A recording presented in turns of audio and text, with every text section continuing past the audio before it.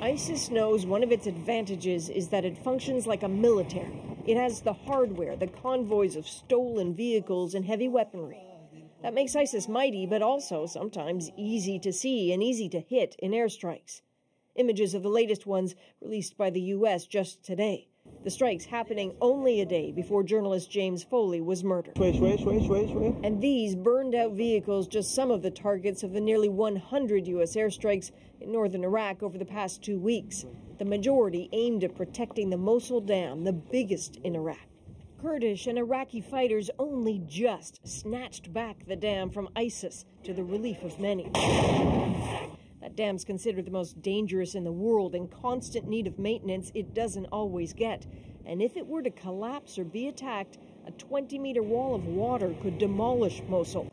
ISIS knew its strategic value, so consider protecting the dam a little bit of a win for the West. But the bigger, bloodier problem is that ISIS's main power base is in Raqqa, Syria, across a defunct border. To strike ISIS there would really be doing Syrian President Bashar al-Assad a favor, hitting his enemy. On the face of it, doing Assad a favor seems absurd, considering how hated he is around the world, and yet don't think it's not being discussed. It would seem to us now that the extremely vicious and evil nature of Islamic State and its objectives are actually worse than what Assad has been doing. And it may be one of those situations in history where my enemy's enemy becomes my friend. Think of the implications. Assad's been at war with his people for 3 years. The UN estimates 191,000 Syrians have been killed. It was this week last year that the Assad regime was accused of a chemical weapons attack that killed over 1,000 people near homes, so many of them children. The British Prime Minister was pushing for airstrikes against Assad's forces then.